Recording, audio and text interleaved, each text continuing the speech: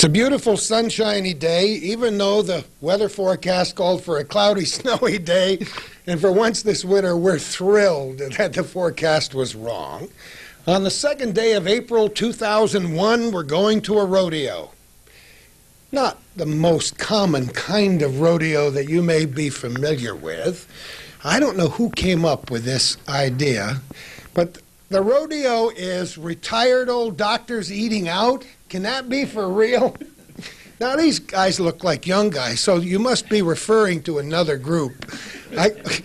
We're celebrating the Diamond Jubilee of Physicians Hospital, CVPH Medical Center as it's called now, because the original building here was finally constructed in 1926. And the year 2001 will be a banner year because there'll be all kinds of Diamond Jubilee balls and parties and celebrations, but most of all, these guys and me and Calvin are getting around a table today to just commiserate, compare war stories, to tell old jokes connected with the medical center, to describe their careers in general, and probably just to have a good time for the next couple hours. And as part of this program, we hope, if technology loves us and the engineering in the hospital is up to snuff, we're going to play 20 minutes of an old video, actually a film, probably a 16 millimeter, 8 millimeter recording from the early 1930s to see what Physicians Hospital really looked like almost before some of these guys were born. Isn't that amazing? Dr. Al Walker, how are you, my friend? I'm well, thank you. Well, you had no idea what was going to happen when you and I first talked about getting your friends together here. Tell everybody who we have around the table. Well, I don't know. My memory isn't quite as good as it used to be. I hope I can remember all their names.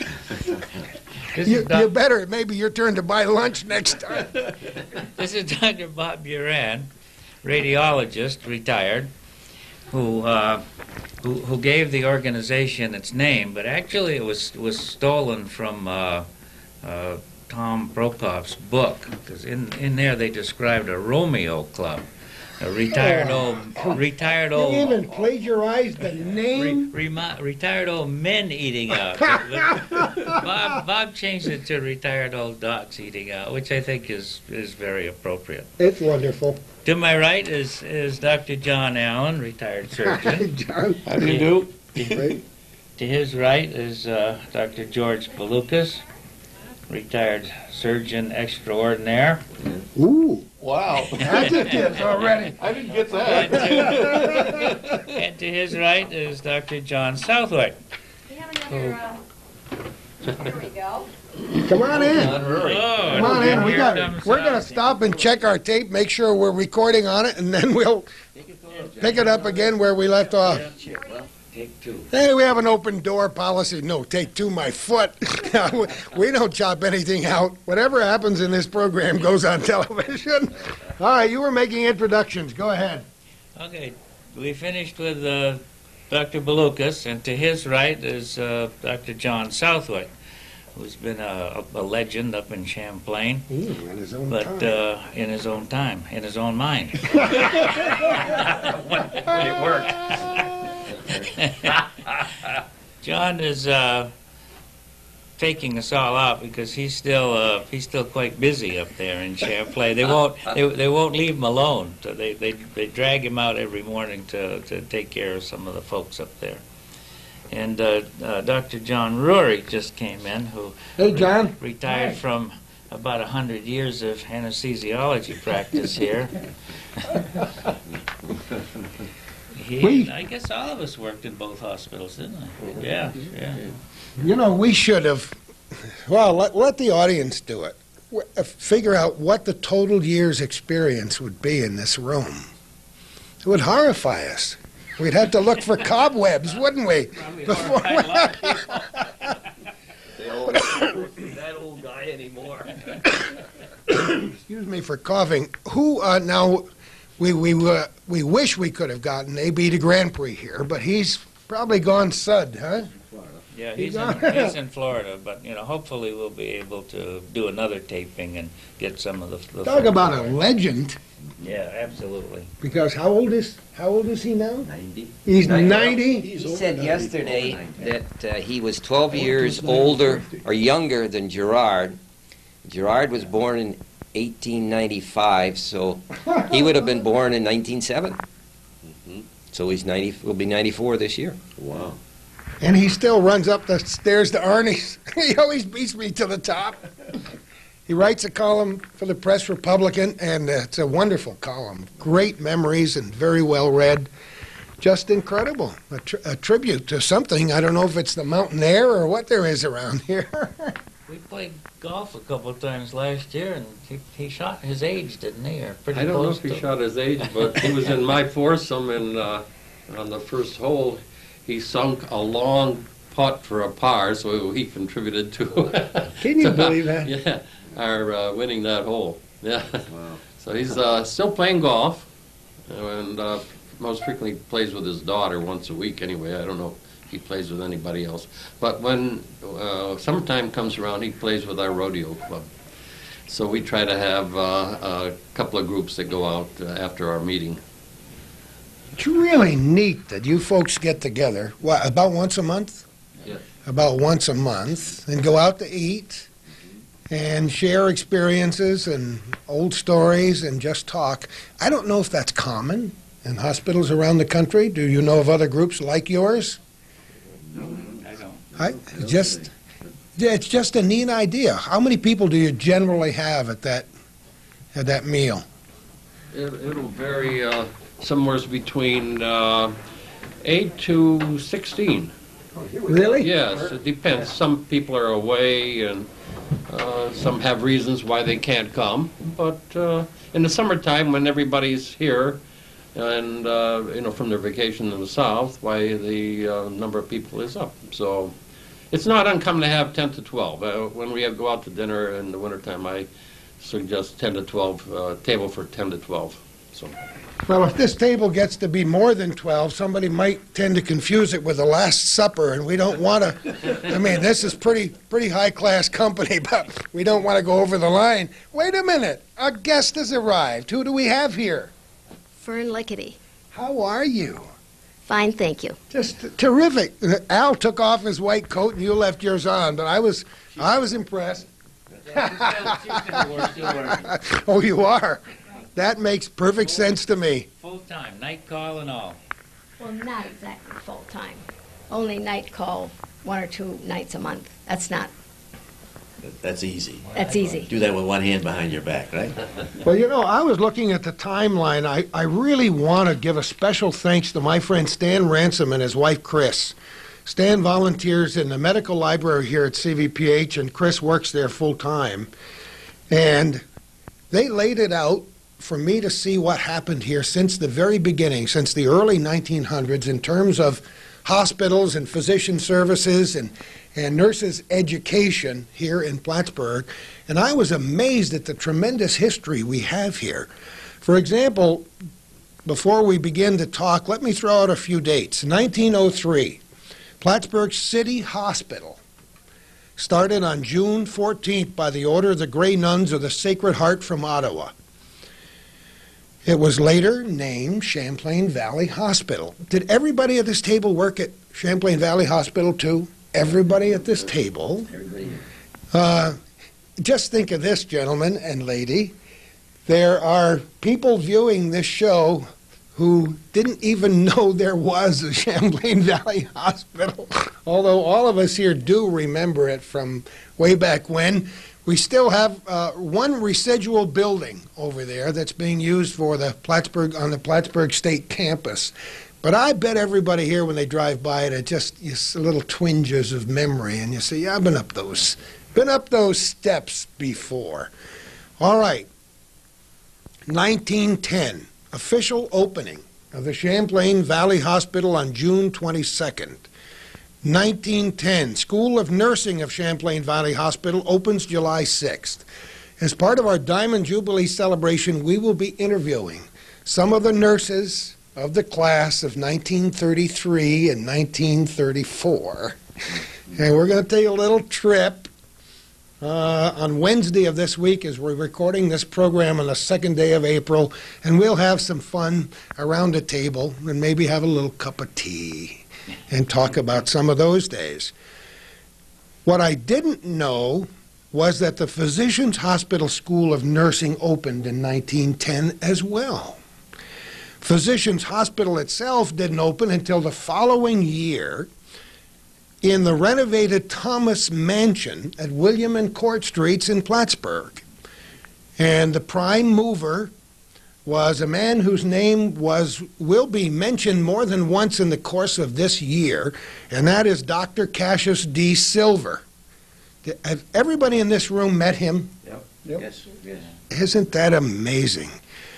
Many things happened along the line until we got up to 1922, when Dr. Silver suggested the need for a new hospital at a Christmas dinner to the miners. And Mr. Miner asked Mrs. Ella Silver to pick a spot, and she chooses a spot behind a huge maple tree at 100 Beekman Street. And here we go. The rest, as they say, is history. Who was telling me the story about how that really happened? Was that you, Al? No. Who was telling? Oh, that was you, John.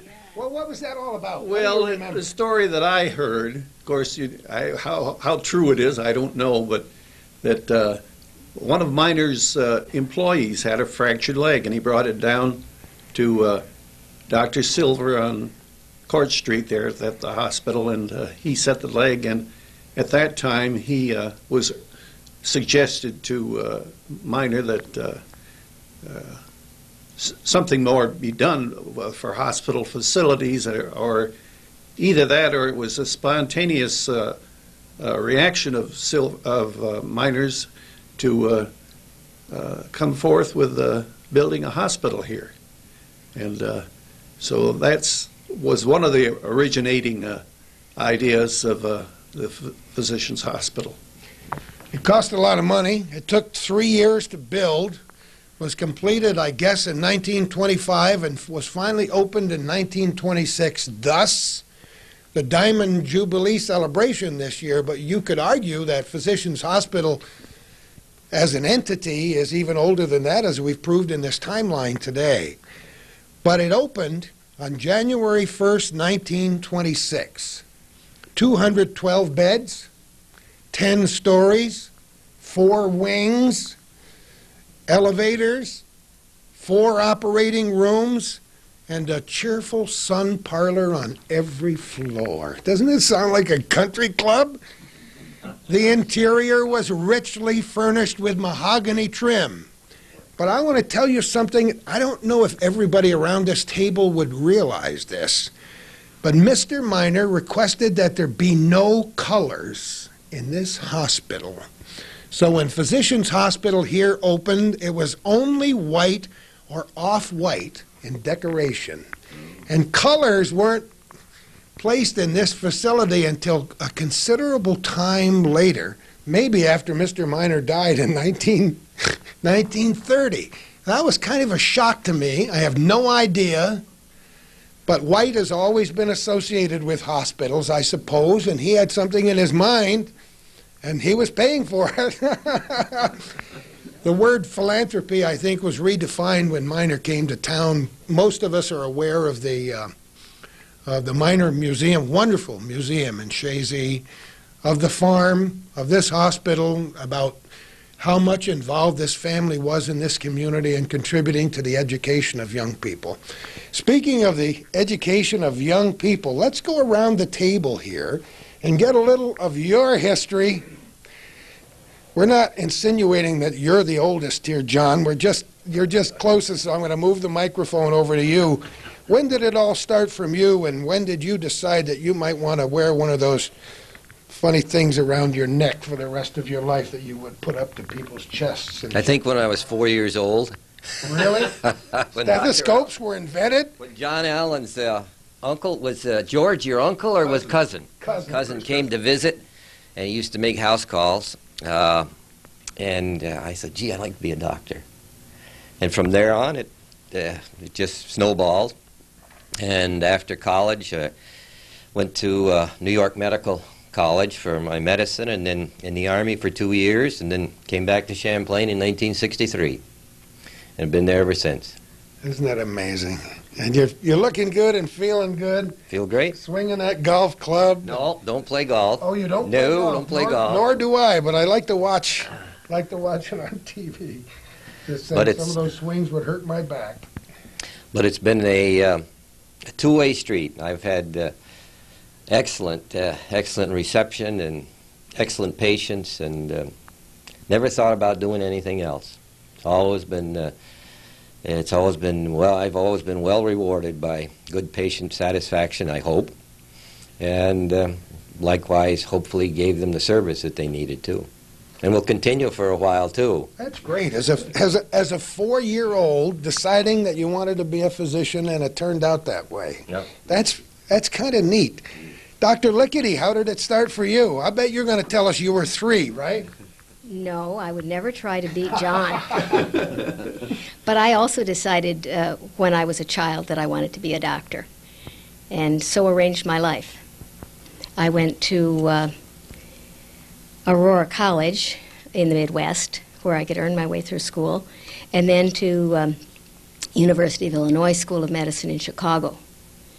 And came out here because my husband was getting a PhD at McGill University.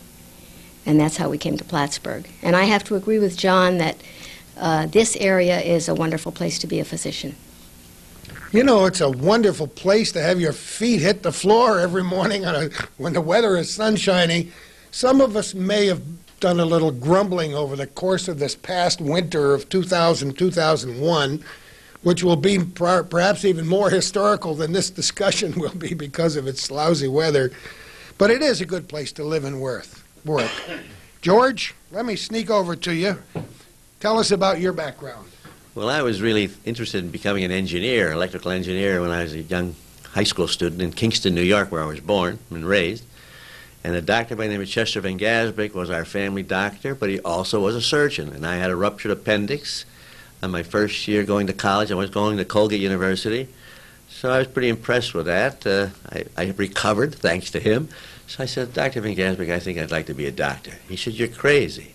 He said, you're crazy. You don't have any idea how hard it is. I said, well, your son's becoming a doctor. Well, he's crazy, too, he told me.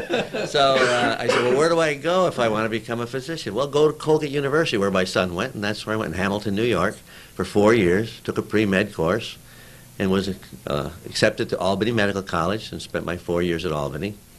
And then I interned in Boston for a surgical internship. I decided during the course of my schooling I wanted to become a surgeon. So after a year in Boston, I met a fellow by the name of Art Boyd in Boston, who was a Canadian, who said, well, you live in Plattsburgh. Come on up to Montreal and get into the program up there. McGill has an excellent surgical training program. So I applied, and I fortunately was accepted, and I came up here to actually Montreal. But my in-laws, I'd married Angelo's girl, Anna, and she lived down here with her folks, so we decided we'd come back here to practice. But prior to that, I needed to get more surgical training, so luckily I was accepted at the Mayo Clinic and spent 4 years there. And when I finished at the Mayo Clinic, I came right here, and I've been very, very satisfied. I've enjoyed it. I like a small town. I always had ideas of maybe being a professor or teaching residents because I like to teach, but I really enjoy Plattsburgh. It's a great town, great people. You're a legend yourself. Oh. It's been a wonderful place to... Because I'm the fattest guy in the room. It's a wonderful place to practice. I've had a great time. I know a lot of people because it is a small town, and it's been very satisfying. Just like John Southwick over there. It's been a very satisfying time.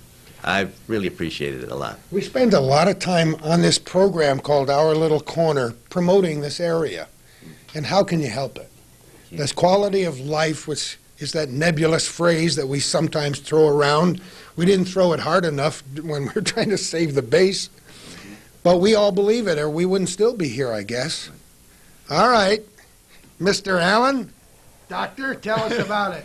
Well, I was born here about 70 years ago, or 78 years ago, I should say, and have grown up here and been here ever since. Actually, I've sort of got in the rut, I guess. However, when I got out of medical school, I took a month's tour, went all around the country looking for places to settle down. And all the beautiful places. Flagstaff, Arizona was a competitor of this spot, but I enjoyed seeing all the country, and finally came back and decided this is a place to be. So I came back here and settled down, and been here ever since, and enjoyed it. Don't even go to Florida. I spent 3 months in Pensacola, Florida when I was in the Navy, becoming a flight surgeon, and I had enough of Florida after that. I don't have any great yen to get back to it.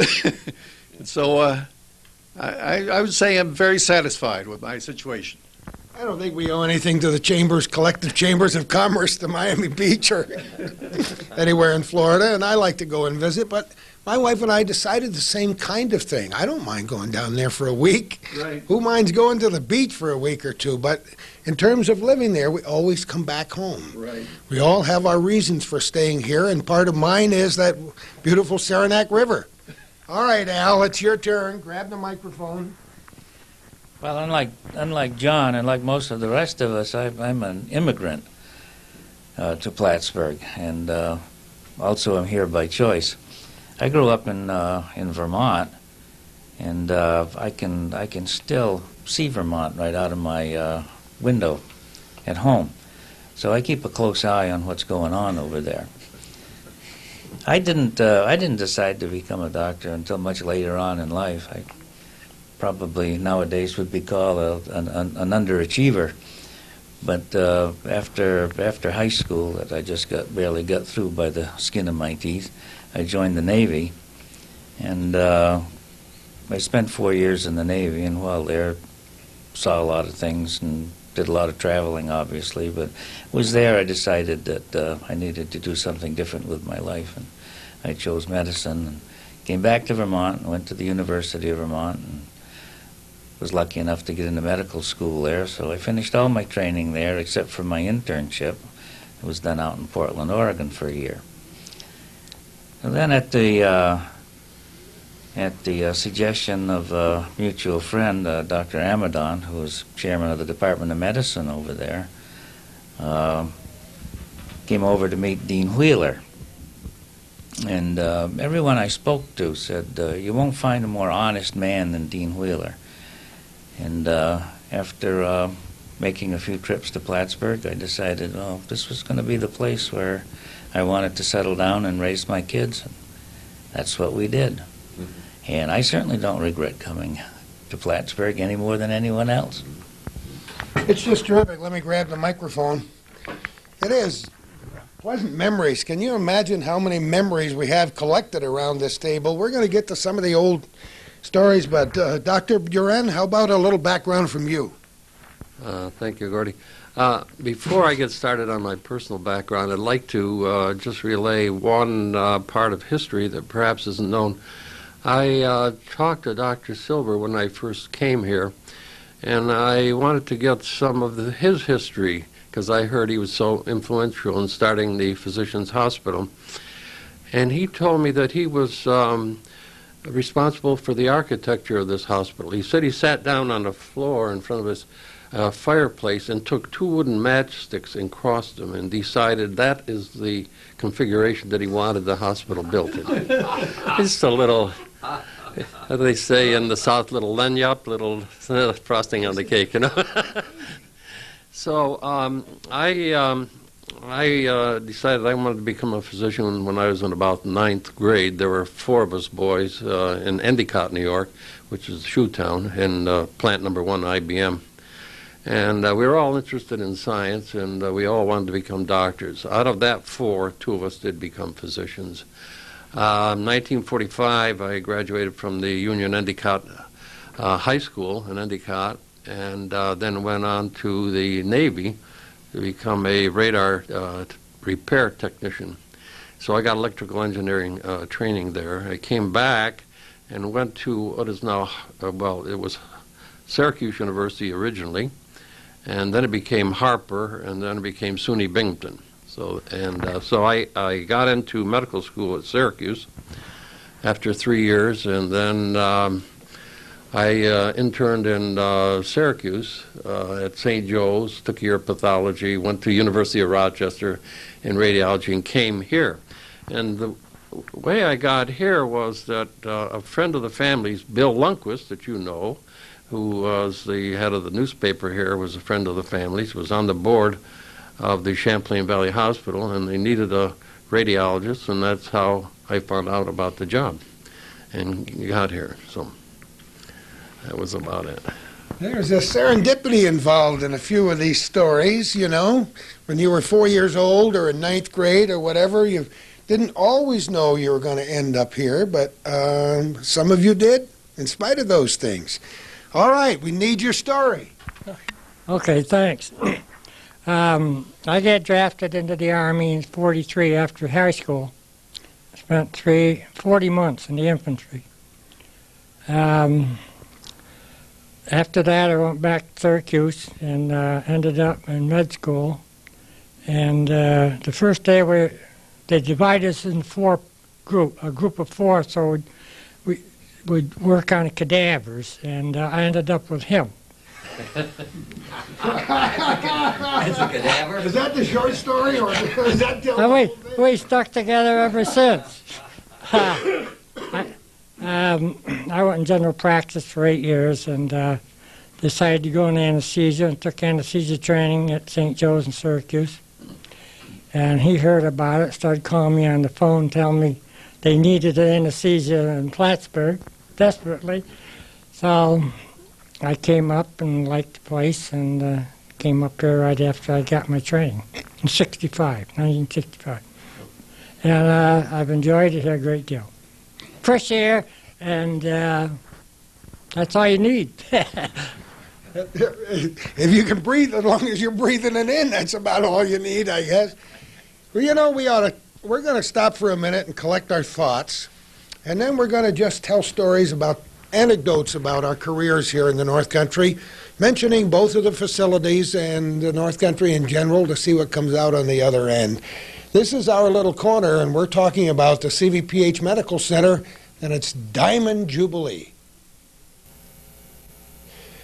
Oh, we don't have to be sterling every minute, but we just want to remember some of the old stories about when they first started. Now, what did you started at Champlain Valley Hospital, John? Yeah, Champlain Valley and Physicians. In fact, my start was right here. My original start was right here because I was born in this hospital. Oh, now, here we go. Start, if that's a start. Here we go. Can anybody else top that story? But the CV, we used to, in fact, when I first started, there were only two physicians that got there to the hospital before me, George Balukas and Dean Wheeler. And Bob Buran was the radiologist, the only radiologist. And it was an experience because we had these great big wards, men ward and women's ward. I can remember one experience where I had this fella in Champlain, lived in a little place. He was a cobbler, shoe cobbler, and he didn't have a very well insulated apartment. So come November, I'd say, well, I think you ought to go to the hospital for 6 months.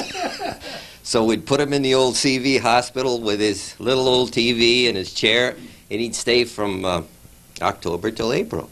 Can't do that now. Oh, it doesn't work. You'll be lucky if you can stay over the weekend now.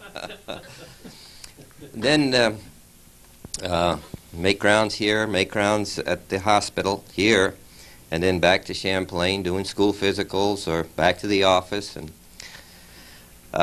back then, I don't know if you want to go on to others or you want me to just keep on going. Whatever, we'll pass the microphone I think around. some of the major changes, and I guess that's what we're here for too.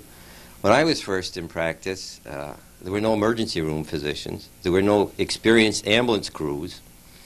So every time the fire whistle blew, and I knew that it was one long whistle, it was either an accident or somebody in distress. So 10 minutes later, my phone would ring. And Oral Parsons or Jack Favreau, who drove the ambulance, which actually was a hearse, Bring the patient down here. Bring the patient down to the hospital here. Take care of the patient, and I'd say, maybe you better wait around with your ambulance, which might become a hearse, back to Champlain. But such improvements, the ambulance crews that we have now, emergency room physicians, has really been a great relief for those of us out in the country. Biggest problem, of course, is it was easier, actually easier, even though the hours were longer, the practice of medicine was easier back then. Your options were less, which unfortunately for the patients wasn't always good, but your decision making was pretty much more specific. You didn't have all these options, all these tests to order, and often today, with all the options and over-the-shoulder looking critiques that we go through, many of them are necessary, but it does put a little bit of a stoppage in how much you can accomplish in one day, spending, which is important, spend more time with the patient. For instance, I can't see half the number of patients now in a full day that I could 35 years ago. Most of the time, there are two reasons. One of them is that a lot of times back then, patients came in with one problem. I hurt my arm, or I got a sore throat, or I got a cut here, or I got a belly ache or chest pain, and you took care of that one problem. Nowadays, you got problem lists. How about you had a headache or dizziness, any chest pain, how about your stomach and all this? So it's more important to go through the review of systems, but those are mainly the changes that I see now. Technology has been incredible. Isn't it nice to be able to have lived this long and to see so many things happen? For me, the magic word is communications, because I was in the radio business, and now this kind of peripheral television connection with Calvin and me. But technology, you mentioned listening to one long blast on a siren. Nowadays, we have an advanced 911 system in the North Country, and we have tremendous high-frequency radios, so we can talk from here to Mariah, back and forth, and we instantly know where we're going and what we're doing. And besides all that, everything you do is listened to by everybody else on their scanners at home. People can listen to all those radio transmissions. What a difference. So technology has made everybody's lives more complicated. I can't say enough about how great the ambulance crews are trained now and how much service they provide and save lives. No question about that. Well, Dr. Lickety, back in the days when most of you people started, there was sometimes when there were ambulances, a fireman would jump on the ambulance and drive the ambulance, right? Right. He wasn't necessarily trained as an EMT or an advanced EMT. Things were way different back then. Well, they were different, and something just came to my mind of a difference that I saw. And that was, thank you, George, that was in people's expectations. And I remember that they really didn't like to call the ambulance and go to the hospital until they'd been seen by the physician. I remember an elderly woman who fell at her home, and she broke her hip. She was on the floor, but I had to go see her and call the ambulance, not just call the ambulance and take her to the hospital. And that seemed a common thing. My first patient when I came to Plattsburgh, I was just coming to the office ready to go in and start, and they said, "Oh, this patient over on Saley Avenue is having chest pain. Can you go?" So I took my kit and I dashed over there, and he was having a heart attack. And instead of getting the ambulance and going to the hospital, the person was treated at home and then brought to the hospital. And at that time, there was no coronary care unit. There was no interventional cardiology at all. It was a very different way of treating the illness. Well, we have, CVPH Medical Center is a rather prestigious regional medical center these days and has tremendous respect in the area. Right now, we're going through some pretty rough times getting people trained as nurses, and we should do a little recruiting here because it's kind of hard to keep things operating. Some of the smaller Hospitals around the state are in very, very serious straits right now because they're not having very much success in recruiting nurses. So before we finish our discussion here, we ought to talk about these nursing schools and how vital they are and how things change, and things got moved from here to Clinton Community College to Plattsburgh State. And we'll talk about, before we're finished talking about this Diamond Jubilee, we're going to talk to some of the nurses who actually were in residence here and learning their careers. So there's a lot of differences today, aren't there? Yes. What, any other great stories? She's doing the yep. Yep. Any other great stories connected with your career, classic things? You know, what came to mind as you were talking to me just now is, please, dear God, don't ever let us lose the personal connection between the physician and the patient, because all of you would have to agree that's where the magic occurs. And if we have to treat so many patients and rely so much on those, like the weatherman on television looking at the model of the storm instead of licking his finger and holding it out the window to see where the weather's coming from, I hope we never lose that personal aspect. I'm sure that's been very rewarding for you. Yes, very rewarding. I just thought of another story. See, I knew you.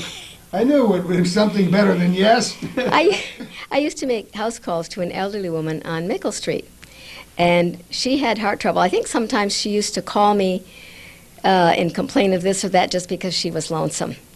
And I would go see her, but she was having a heart attack and needed to go to the hospital. And I was going to call the ambulance for her, and she refused to go.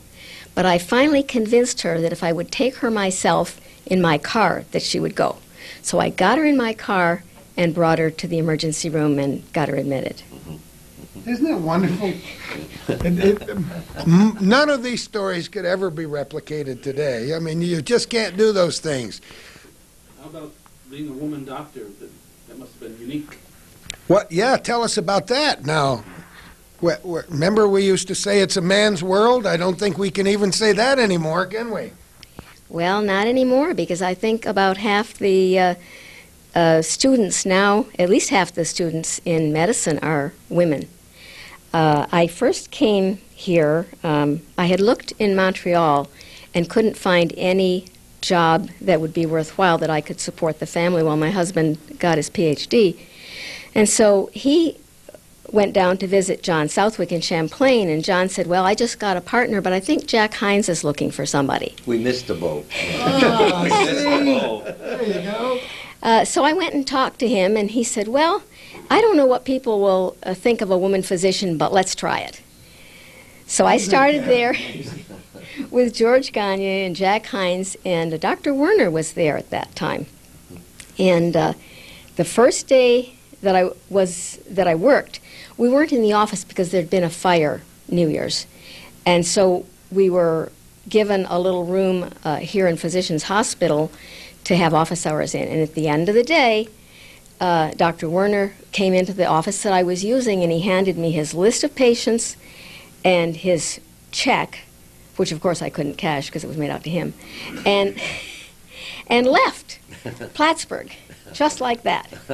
Isn't that amazing?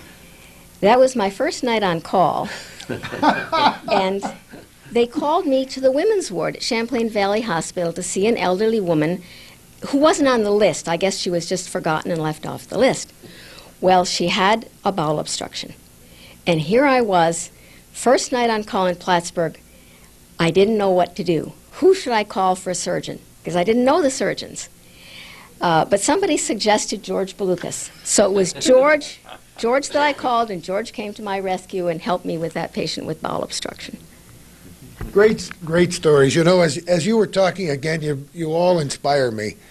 When I started in the radio business many, many years ago, there were no female newscasters on radio or television. And now look, right? They don't want the guys on television anymore. On radio, they look for the women. Conversely, and this timeline that Stan Ransom wrote up, 1967, first male student admitted to CVPH School of Nursing in the fall. How about that? All right, George, your turn. Well, I think I owe a lot to Dr. Edward S. McDowell, who's a legend here, along with Dr. de Grandpré. We haven't heard his name yet today, but he, I think he was born in Chateauguay, and he knew Dr. Silver, and he wound up in the practice of medicine here and surgery. He was a combination primary care physician as well as a surgeon. I don't think he had formal surgical training, but he'd gone out to the Mayo Clinic where they had galleries to watch, and he'd learned surgery by observing. He'd even been to Vienna, and that's indirectly how I got here, because Pete Angelos and I, who practiced together, Dr. Angelos was also retired, was interning in Bellevue Hospital and got very ill, and came up here and said, I don't think I can handle this program. It's just too darn busy. And Dr. McDowell said, why don't you go out to the Mayo Clinic, and look it over. It's a great place to go. So Peter went out, and then Peter said, geez, you ought to think about going out there. Well, I was in the Navy at the time, so I said, well, I'll apply, because I was in Montreal originally at the McGill program up there. So I went out for an interview thinking that I would take a year at the Mayo Clinic, because up in Montreal they had a McGill program in surgery in which you had a 5-year program, but one of the years you'd have to spend a year in a foreign center. And most of the fellows up there were Canadian, and they'd go to England. So I went out to the Mayo Clinic, and they said, well, you don't have to finish out there in Montreal. We take residents every 3 months. They had a program where people would go. And I was getting out of the Navy on March 30th. So April 1st, 61 is when I actually started practice here. But before that, I went out to the Mayo Clinic and trained because Peter had gone to service. So anyway, we both finished at the Mayo Clinic and came here. And we were looked upon a little bit with askance by the old-timers, I mean, here we were. Who do you think you are, You think just because you have your boards in surgery, you think that this is something important? We know a little bit more than you guys. We're experienced. And there's a lot to say for that. These fellows were experienced. They had a little more knowledge than we did. We were just getting started. We had a lot of surgical skills that we developed, but we didn't have the experience that the old-timers had. But there were a lot of stories here, and I think I can go on, but I think I'll give the mic to John. But it's been really a rewarding time. I didn't realize that you and I both swooped down on Plattsburgh at the same time. 1961 was the magic year for me. And now I consider this my home. People say, where have you lived in your lifetime? And I have to really think about it because I've been here for a long time. And when you get your roots down in Plattsburgh, you get your roots down. In Clinton County, I should say, because it's a regional thing. Like one of the gentlemen I interviewed for The Origin of Fox Hill who said, you know how you start new raspberry plants? I got the same ones my parents and grandparents. He said, you take this raspberry bush and you bend it over and stick it onto the ground and put a sod on top of it, and you got a new raspberry plant. Maybe that describes how we all perpetuate things. All right, John, what is it with you? Well, I was born in Plattsburgh and lived most of my life in Plattsburgh except when I was in the Navy. And I always enjoyed living in this area, this beautiful lake we have here, and Cumberland Head, we have a camp on there, and there aren't many places around the country that are as advantageous to people as this. I traveled all the way around the United States, took a month off, and looked at all the other spots in the United States, and finally came back to Plattsburgh because there wasn't any place that was better. And so I've been here and been satisfied here and chunked here, and I should say that the Navy has trained me because I came in, I was in at Williams College during the World War II, and the Navy took over and they rushed me through Williams, and then they paid all my way through medical school, and then I had to pay them back by equal time in the Navy, serving in the Navy. So the Navy has I have a lot of indebtedness to the Navy for the training I got and financial help they gave me. And this is a great deal for a poor fellow that was raised in a family, 6 children. By the time they came around to the 5th boy, to educate them that things were a little bit tighter, you know, and so that it was an enjoyable and a fruitful thing to have the Navy come in and take over. I used to tear around the lake on an ice boat. I wish he'd reflect on Oh, that. yeah, ice boats on Lake Champlain, sure. We don't, did you really? And you made it back? Go ahead. All right, I had in the old days, ice boating on Lake Champlain was a big deal, and but by the time I came along, it had faded right out, and they had these great big ice boats that take 4 or 5 people or a half dozen people to operate, and they got newer ones out from, I took my residency in Detroit, and right above Detroit there on Lake St. Clair, they were building commercial ice boats, aero ice boats, and I got an aero ice boat, came here, and I was the first one on this side of the lake to run an ice boat at that time, and it was much simplified. 1 or 2 people could operate the things, and it could go 50, 60 miles an hour. And I can attest to that. I was with them once.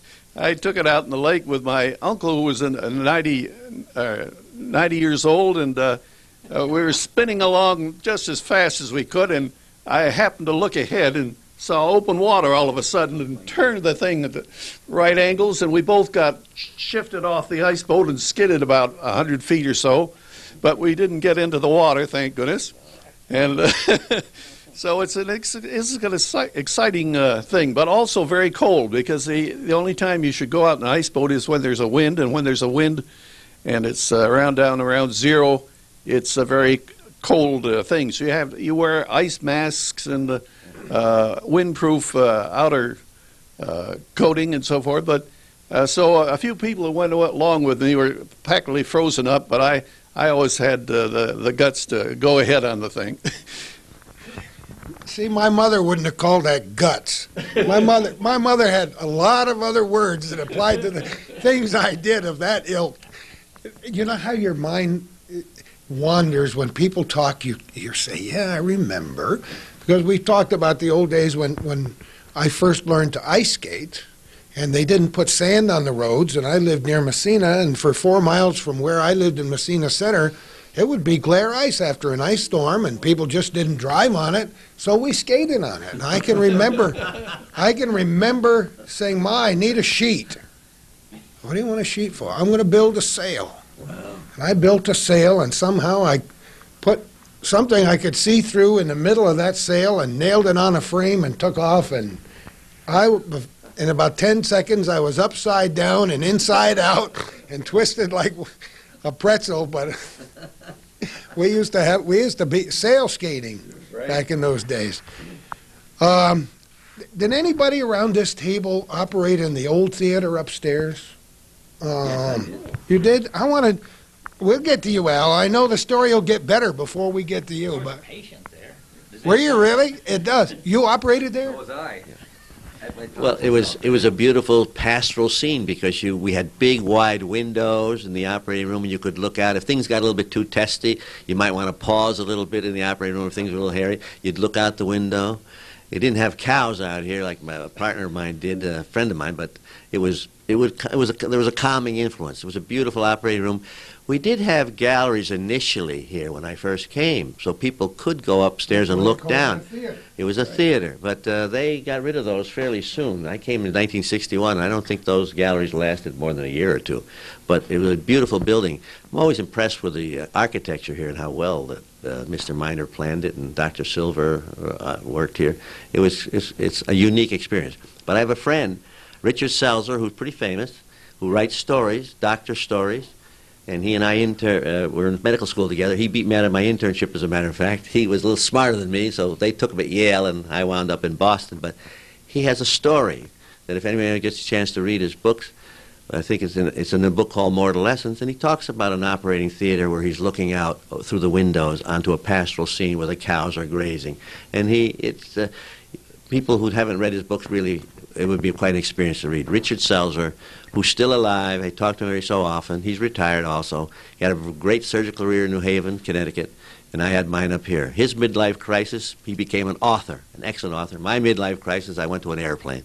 John went to oh, boy. You were a patient up there, Al?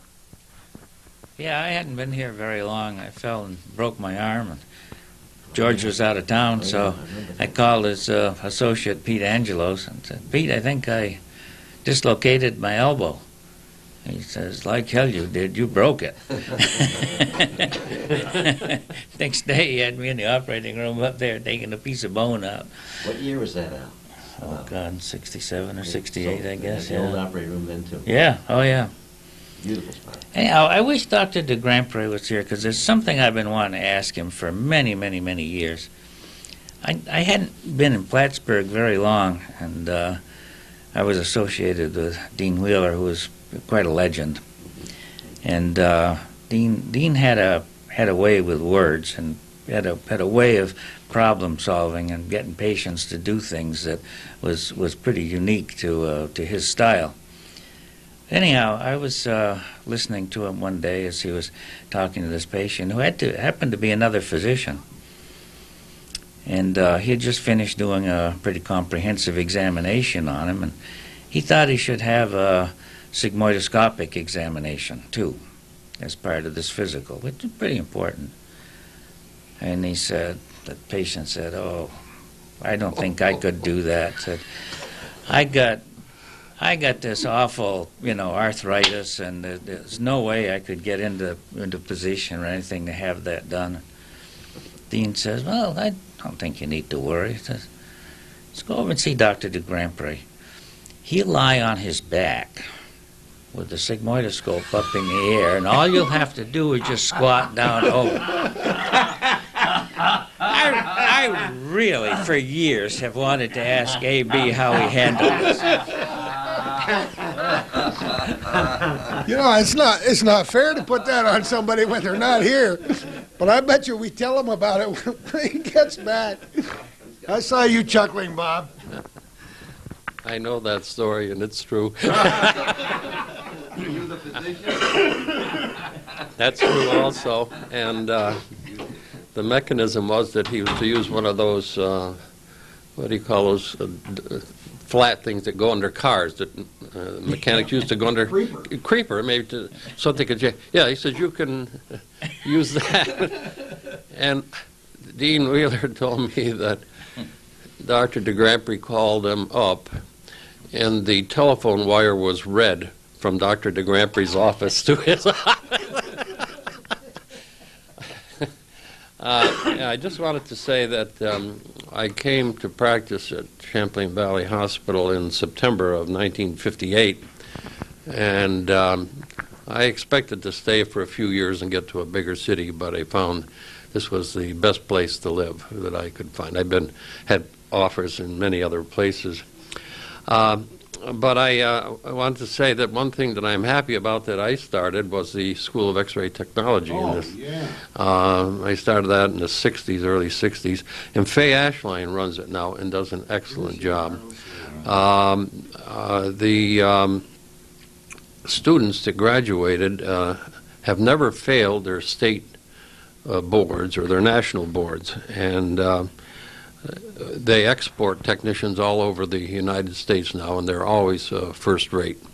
So I'm very happy about that school and the way Faye is running it now, too.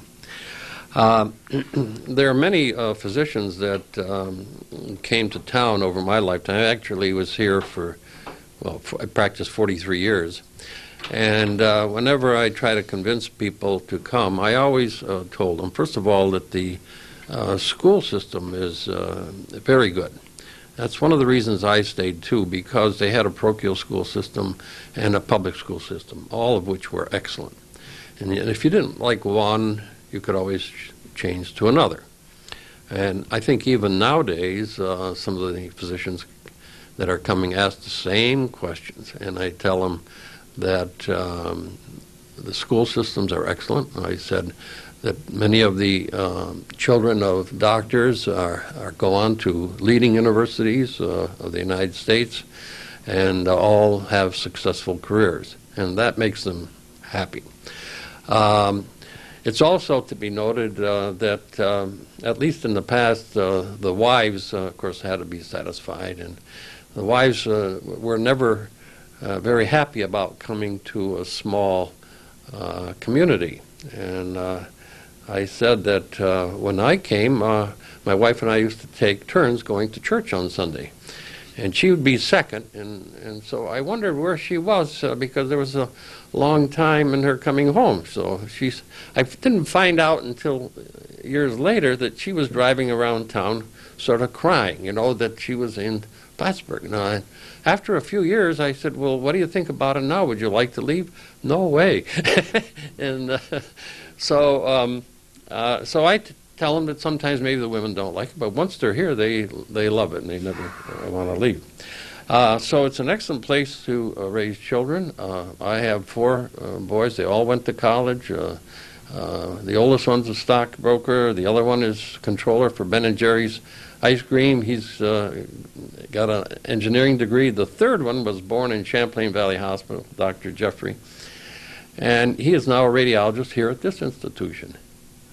The fourth one is a tax lawyer, David, in Vermont, and this in New York State as well. So I could go around and talk about other children too, so that people coming here have to realize that the educational system is excellent. And then I think it's also important to add that in the 60s, I want to say that I think it was the doctors that were the ones that pushed for the merger of the hospitals. And due respect to the doctors of the past, the one was Dr. Dean Wheeler and Ed Siegel, and perhaps you know who the others might have been, but those were the principal movers. They found that Champlain Valley, there had been an offer, and I don't know how to word that, but the university wanted to buy the Champlain Valley Hospital and offered a certain amount of money for it, and that got the doctors to try to unify the two hospitals, and after a bumpy road, it finally was accomplished. So I think that in all due respect, we have to honor the doctors in the past, that they were the ones that started this, and it finally came to fruition. Who was Jim Morgan? Jim Morgan was an X-ray technician. He's still here, and he was my first student. He was a student from the Guild. We didn't have a school here yet, but he was at the Guild School in Saranac Lake, and he was a paid student. His father brought him to see if he could finish his training at the Champlain Valley Hospital. He was my first student, and one of the best, I must say, that I've ever trained, and a good person. You're very good with patients. Very good with patients, and very knowledgeable. You get him into a situation, if machinery broke down, he could always fix it. He just seemed to be able to do everything well. Now he's sort of the head of the MRI unit and the CT unit. He said, he told me once that he had 40 people under him, and he's still going, but I guess he's expecting to retire soon. Let's see. There was. Give somebody a microphone. They feel obliged to use it. One other thing, the one thing nice about living in Plattsburgh, and I tell this to the doctors coming, that when you're in a small place like this, you do things. Like, for instance, you go skiing, or you go fishing, or you go hunting, or you go golfing. Well, what do you do if you're in New York City? You watch the Knicks. You watch the Giants. You watch the plays. You don't do anything, but just go to your apartment. So this is a place where you do things. Sure. And I used that on a person that came one time. This fellow was here with his wife for an interview, and I said, would you like to go out duck hunting in the morning? And this girl was a shooter. And she says, yes, she'd like to go. So I picked them up, at the Howard Johnsons at 4 o'clock in the morning, and we took him out duck hunting before. He's also been muskie fishing up in our river too. Oh, that too. It's all right to talk about the recreational opportunities around here, but I want to tell you a little something about the work ethic around here. Now, when I first came to Plattsburgh, I was accustomed to working with a bunch of university people who, you know, once it became 5 o'clock, they were gone. I got over here and I was sitting in my office. It was about 5 o'clock in the afternoon, kind of winding things down. And I get a telephone call from the Champlain Valley Hospital, and it's Dr. Buran. And he says, Al, I've been looking at a flat plate, the abdomen, on this patient of yours here. Do you mind if we bring him down and do a quick barium enema on him? I said, this is no small procedure. Here's 5 o'clock when everybody at the university is packing up going home. Bob is, you know, concerned enough about this patient that he wants to do another procedure on him. And I was really terribly impressed with that. I'd only been here a few days. And I think that says a lot about, you know, Bob, but also about the work ethic that was in place here when we all came. I mean, nobody was really afraid to do some extra work. But anyhow, on a lighter note, I'd like to tell you something that probably not too many people know, because the person in question was a patient of mine. I don't know if you all remember Emmett Roach. Sure. He was president of the board of directors at the time of the merger, and he was made president of the merged board. And they, when they were putting up the new building here, they thought to honor Mr. Roach in some way. So they wanted to call this new building after him. But there was something about, you know, the Roach Pavilion that really didn't you know, ring such a true bell. So it became known as the R building. And to this day, you know, we have the R building, and that was and that's why? That I was had no idea. I know a lot of people don't know that, but that was to commemorate Mr. Roach, who was a fine person. That's wonderful. I had no idea what the R stood for, but then I didn't know how Fox Hill got its name either. In the timeline here, just so we define it, 1967, January 18th, the two hospital corporations, Physicians Hospital and Champlain Valley, merged to become the Champlain Valley Physicians Hospital. That was the date. Champlain Valley Hospital building sold to the State University of New York, leased back to the hospital to use until the new building could be built. I don't know if that was an afterthought or not. But the executive director of CVPH Medical Center, a name we all know, Howard K. Reed, back in those days. He was kind enough, when he put this together for us, to list the administrators down through the years, and it's like remembering all the presidents in your lifetime, you know. That's kind of fun. A lot of pleasant memories. You people have all mentioned some of the reasons I stayed here. After coming here in 1961, my plan was to work a couple of years and then go to work for one of the big network stations in New York City. And it didn't take long to get those routes so far down that, you know, you're leaving town and it pulls your vehicle back. And we've said it before, but it's like a bungee cord, you know. You get to Willsboro and all of a sudden you're back in Cadyville. You can't get away. But when you do get away, and you drive back up that Northway, and you look at those signs, most scenic piece of highway, you know, in the nation, you say, yeah. You look at Polka Moonshine and you say, yeah.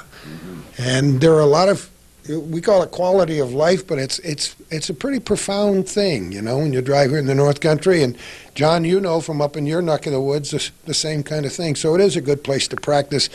Any more? Want some stories? We want stories. We're back to you. This microphone is so hot I can hardly hold it right now. We're talking about Dean Wheeler. A couple of stories about him. One of them had to do with another type of a procedure. It became an edict that every woman that was brought into the hospital had to have pap smear. And there weren't enough rooms to do this.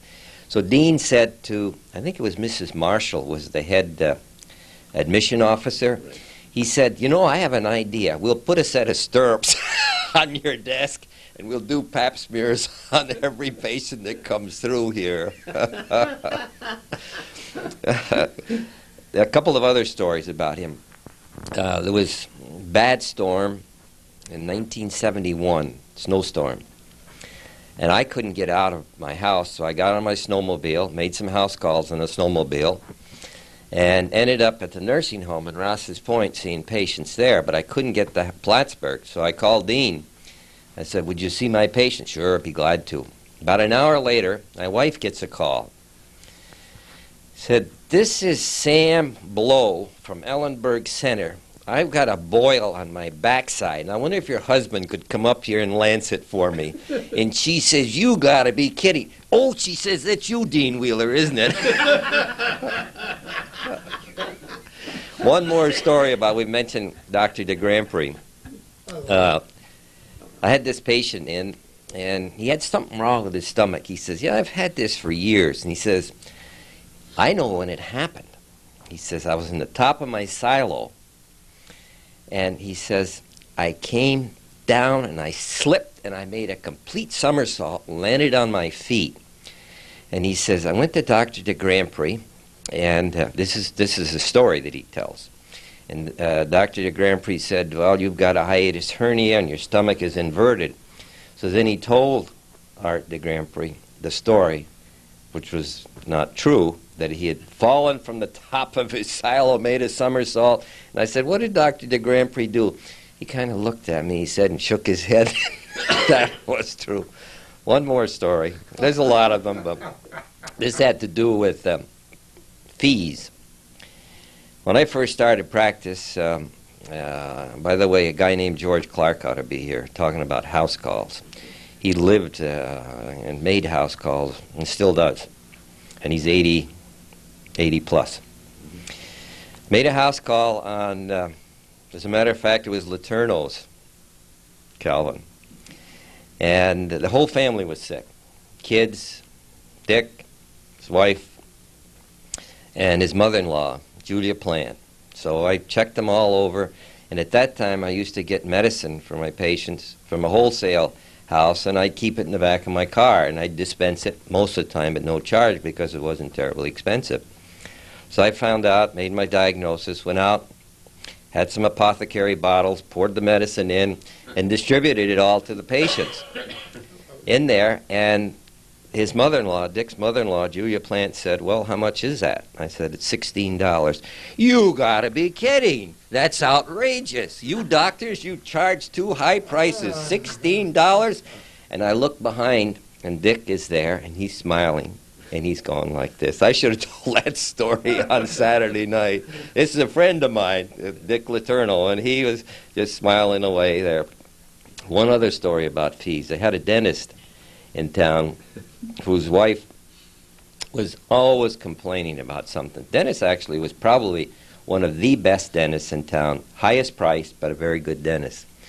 They lived up in Blackman's Corners, which is about 20 miles somewhere on the border in Morse Forks. She called me one night. She had a terrible bellyache. Would I come right up? So I went up to see her. And at that time, I had changed my fees from $6 a house call to $7. So I got there and examined her and checked her over. It took me an hour or more. And she said, how much? $7. Again, she says, that's outrageous. That is outrageous. How come you raised your fees? You didn't tell me you were going to raise your fees. So I said, tell me something. When you go to the Grand Union and get a loaf of bread, and the price has gone from, whatever, 30 to 35 cents, do you call the president of Grand Union and say, hey, you didn't warn me ahead of time? But you know, she was outrageous about it. Should have offered to give her stomach ache back. No, we took care of her. These are wonderful stories. This is the inside dope of what it's all about. Dr. Lickety, were there any trying years in your career that you look back on as particularly troubling for one reason or another, because of facilities, because of the way life was or something? Or I know your career hasn't always been a breeze. Well, I think my life was difficult at times, not so much related to problems practicing medicine, but to the fact that I also needed to take care of my children. My husband was away a lot. So it was difficult at times to care for children and practice full time. And I made every effort to be at home for my children when I could. So since I worked all day, I would generally not go out for social events in the evening or on the weekend unless it was something that I did with my children. I just wanted to say a little more about being a woman physician here. It did work out. I was very well accepted, and what I observed was that usually people would appreciate the fact that if the doctor listened to them, was interested, and seemed to know what to do about the problem, it no longer made any difference to them whether the physician was a man or a woman. There was one elderly gentleman who came to the emergency room. This must have been not very long after I first came. And when they told him that I would be coming to see him, it may have been about some delicate kind of problem like a prostate or rectal problem, I'm not sure. But anyway, he flatly refused. He wasn't going to have a woman doctor, and they did have to call someone else for him. You've been doing a lot of nodding over there, George. I'm enjoying this. Isn't it fun to reminisce? Well, I think we really have to say something about how Mr. Silver and Mr. Miner, what their vision was for the hospital, which never really came to fruition. Mr. Miner knew the Mayo brothers. They had come up to Chazy where he had his farm. And his vision was, we ought to have a medical center just like the Mayo Clinic. He said he was very impressed with the Mayo boys. So he wanted, for a time, I think Jack might remember, you might not remember this, but they would bring specialists up from New York City. They had clinics here for a while in the old hospital. And it never really caught on because medicine in those days, clinics were not really popular in the Northeast. Clinics were getting their momentum down south and the west and Midwest. This was dynasty medicine up here, individuals that practiced, and they were all solo practitioners, many of them. So that never really got off the ground floor. But I want to give you a story about Ed McDowell. Ed McDowell was like the Arthur Grand Prix of the Physicians Hospital. Arthur Grand Prix was a big boss of the CV hospital. Ed McDowell was kind of the boss here. We all looked up to those two fellows because Dr. McDowell would go on the floor. He didn't have to have a list of patients. He'd just pick up the Cardex from the nurse. There'd be about 50 patients on the list, or 20 patients. I mean, 90% of them were Ed McDowell, so he'd just pick up the list and go walking with the nurse down the hall. I used to follow him on rounds when I was thinking of coming here, and I was very impressed with him. But he ran into a bit of a problem. He was so damn busy that he couldn't do the paperwork, which is very important today, as we all know, documentation. So he would do an appendectomy. He might write a note in the chart, appendectomy, and go on. And that would be it. And we had a record committee then. We still do, but the record committee, pathology committee, they said, well, this fellow isn't doing his work. He may be a good doctor, but a lot of the other physicians said, he's not really fulfilling his obligations. Well, he was so busy he wasn't able to do it. So they got on his case and said, well, we're going to get, if he doesn't do his charts, we're going to get rid of him. So the vote was that he would be thrown off the staff. So he called the citizens of Plattsburgh together in his office, and he called all these people that he knew, some of the finest people. He said, I've got an announcement to make to you people. I have to leave Plattsburgh. Dr. McDowell, you can't leave Plattsburgh. What are we going to do? You're the only doctor we know. Well, I can't practice at the Champlain Valley. I can't practice physician anymore. I'm no longer on the staffs. They said, we'll see to that. So they formed a citizens committee. And that committee worked very hard and got to Mr. Miner in Chicago. Mr. Miner came back, said he made an announcement, published a little, he said, all you doctors, Dr. McDowell is going to stay. Those of you who don't agree with that decision, I'll be in my office from 8 in the morning till 4 in the afternoon. I'll be glad to take your resignations. And I think maybe one person showed up, possibly two. And Dr. McDowell stayed. And that's an interesting story. Those are great stories. John, you must have at least one more to add to the mix here today. Well, I'll try. I don't know whether I can top all these good stories that have come through here.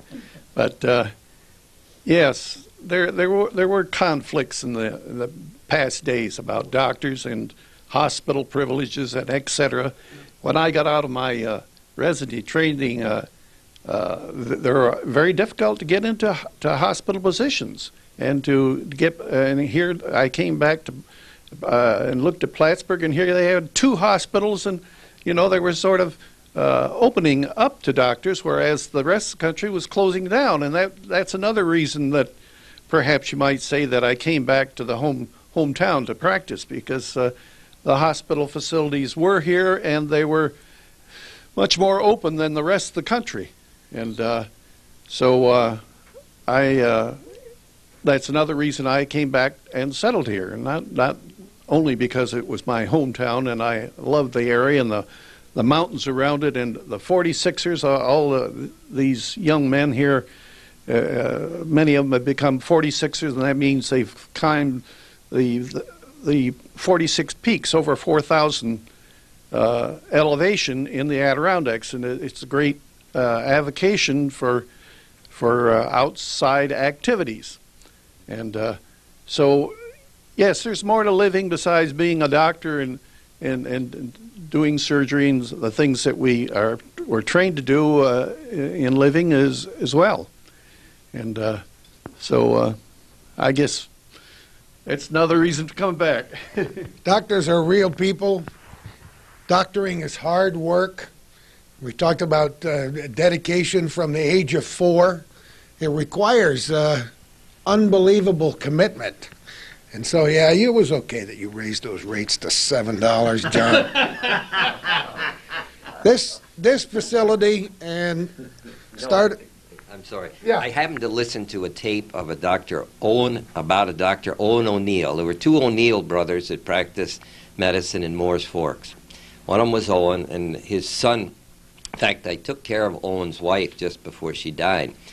But his son Harold dictated on cassette all the memories that he had about his father, and it's really quite interesting. 50 cents for an office visit, $3 for a house call, $6 for a confinement case. Confinement, of course, was you go there and you deliver the baby. And more often than not, they were paid in produce or farm goods or whatever. Fees were, I suppose, relative at that time and relative when I started. $4 for an office visit and $6 for house call. And I think it's equivalent to what we do today. We can't see, as I said, we can't see anywhere near his number. And you can't make the house calls. One more experience about house calls. It's a great learning experience for all of us. We had a minister one time in Champlain who said that if anybody had any problems, they could come to church or they could come to his office. And I said, do you really want to learn about people? Go visit them at home. You look around, you don't have to be nosy, but you'll learn an awful lot about how people cook, what they do, and just how they react. And there's nothing better. It's really a fantastic life, and I don't have any regrets at all about what I went through. The area, I've always said, and I hawked it on the radio for all those years, it's the perfect size. And we are in the perfect location. So if we want to do all those things that you all mentioned, we can do it. We can go to the Laurentians. We can be in New York City in Yankee Stadium in 5 hours. We can hop on a boat or get on the ferry and go across the lake and be in Burlington. Or, as in my case, I can sit along that Saranac River and just drink it in. And there's something wonderful about it. What I started to say was this started as a hospital and then became a medical center, and now it's a campus. And we have off-campus activities, or if you will, our campus extends up to the old complex where the paper cutter was, and we have wonderful new facilities up there, the Women's Imaging Center. We're now doing ambulatory surgery. What a fabulous new place for people to go. We've expanded our services all around the North Country, and so it's kind of neat to see what's done. We have a whole Fitzpatrick Oncology Center here in Plattsburgh that was not even a dream way back when, was it? No, not thought of. How many people here delivered babies? Lots? How many? I did. I did in the Navy. Just in the Navy when I was. Yeah, but John did a lot of deliveries. How many babies? Actually, not that many. We used to probably deliver 40 a year because the poor nurses, they would have, from a distance, a Champlain, they'd have to call me when things were a little bit less than completely ready, or they'd be delivering the babies, which very often might have been just as well as me. Anyway, the nurses knew just as much about delivering as I did. But it was you know, back then it was birth to death, and I didn't do any surgery. George Starr, who came along with me in 1965, did do a little assisting with, what was Bradley's first name, Jim? Jim Bradley. Jim Bradley was a surgeon here. And I said, George, you know, I don't think that we can get involved. We have too many other problems to take care of without having him in the operating room. So 40-some? 40, some, yeah, but we quit. I quit in 1970, 71. Again, there were many, many more obstetricians coming into town, and it was much better because the whole gamut of obstetrics was changing, and you just couldn't keep up with it. You know, that's one of the main problems with family practice. You try to keep up with, but there's just so much out there that you can't possibly keep up with. You're nodding. Well, I just wanted to say that I did deliver some babies in my training, but when I came here, I didn't really want to be going out at breakfast time to deliver babies. I wanted to be giving my children their breakfast. So Jack Hines used to do a lot of obstetrics, but he gave it up on account of me, and so we didn't do obstetrics anymore. We had an interesting thing that we used to do is we used to follow patients in their pregnancies when they were our patients until they were so far along, and then they would go to the obstetrician and have the baby delivered. Mm-hmm. Of course, now they're followed throughout by the obstetrician. And with this medical center, when this hospital opened in 1926, a lot of babies were still being born right at home. Great stories. Just before we wrap this portion of our show up and start to look at some of that old footage that we have that's kind of neat, let me tell you what happened in 1955. A total of 7,288 patients were admitted to Physicians Hospital during 1954. The report shows there were 896 children born at the hospital during that year, 54.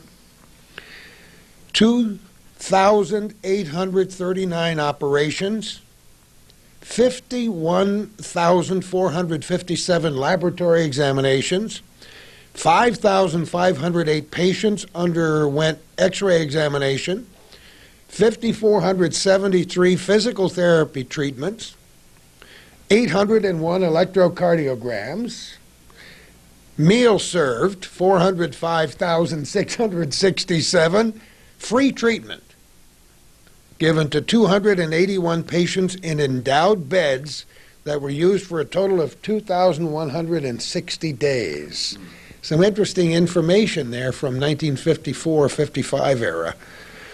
What I want to do is pause for a moment, set up this video of an old movie, and look at it and talk about it as we view it. Sound good? Very good. Okay. From the William H. Minor Archives comes this great old film of the way life was like inside the Physicians Hospital probably in the early 1930s or even the late 1920s. I don't think we've found out exactly what the date is.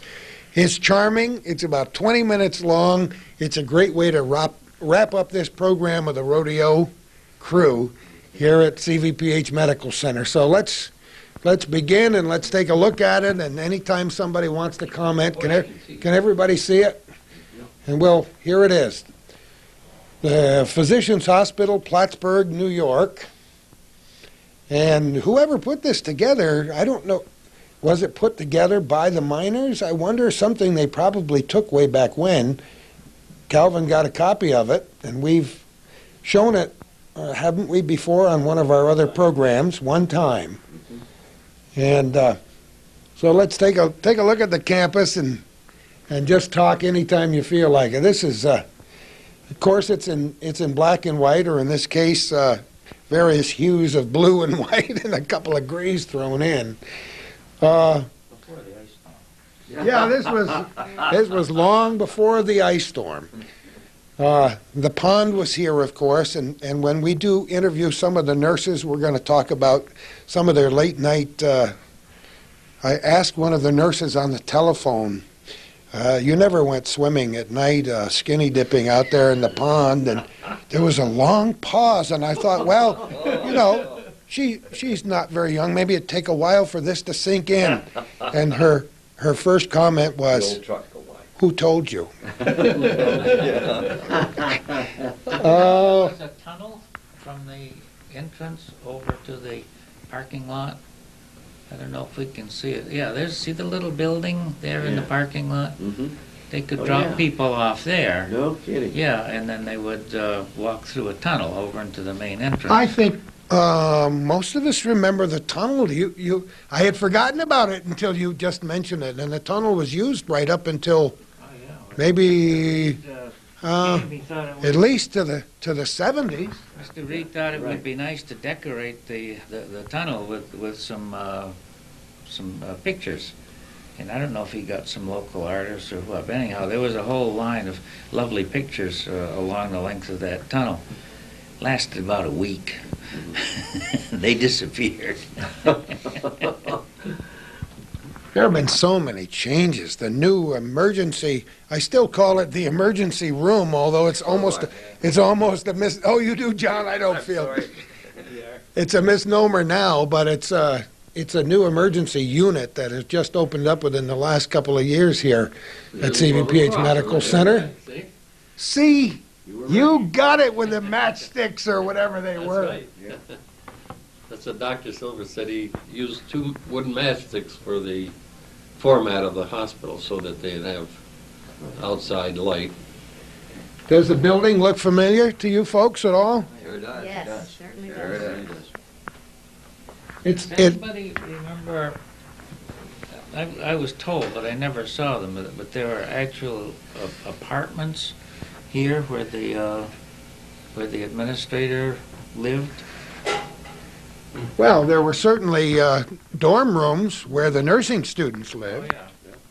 But I think there was that's the operating room up there, isn't it, George? Yes. Those big windows? Right. That would have been the tallest part you can see as you're approaching the campus now, right? Mm-hmm. As you drive in. He had a beautiful boardroom. Gordy. It was gorgeous. Right. Gorgeous. Ain't talking about that. It was a gorgeous room. It The was woodwork was just fantastic. a big grandfather clock. Go ahead. Cherry, We mahogany. met there. It was a beautiful room. We used to have the radio conferences there and lunch, and it was a beautiful room. Tore it all down when they remodeled. They tore it down when they remodeled. This place opened in 1972. In May of 1972 is when the merger, actually, the patients were moved from Champlain Valley Hospital over to Physicians. And that was quite an undertaking. The nurses and the ambulances, everyone here worked hard to get all the patients over here. Didn't lose anybody. And That must have been a tremendous undertaking. it was a tremendous undertaking, but Howard Reed had it all planned out. He was quite an administrator, quite a fellow. With each one of them. Pardon? We had 3 coronary patients. I rode over on the ambulance with each one of them. Is that right? Yeah.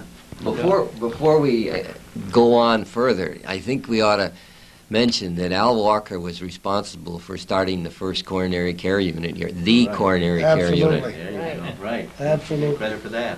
Tremendous. Oh, fireplace in the main reception room.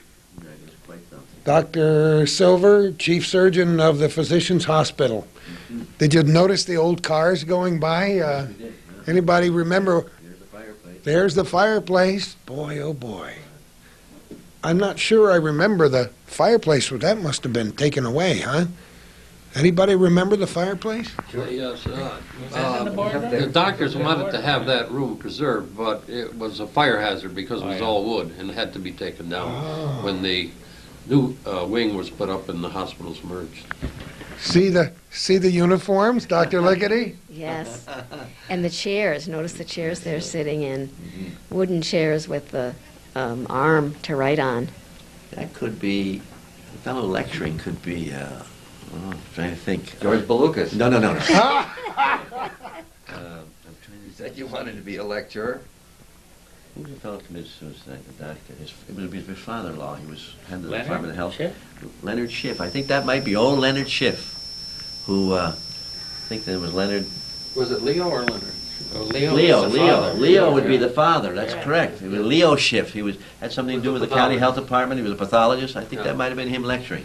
Here we have, we're looking at the library now. When did nurses stop wearing the caps? I don't remember. I don't have any idea what year it was, but they were still wearing the hats when I first came here. Yes. They were? Yeah, they Right, were. and you could tell by the hat which nursing school they came from. They'd have different hats. Different ribbons on the hats, different colored ribbons. Did they really? Yeah. Different I shapes. think that. When do you think they stopped, Bob? Well, it was about 3 or 4 years after Howard Reed came, there was sort of a movement afoot that nurses didn't have to wear them, and he decreed that they didn't have to wear them, and that was the end of it. Well, Howard was quite a fellow. And did you know him, Gordy? Oh, very well. When Bobby He kept- wore the first trousers.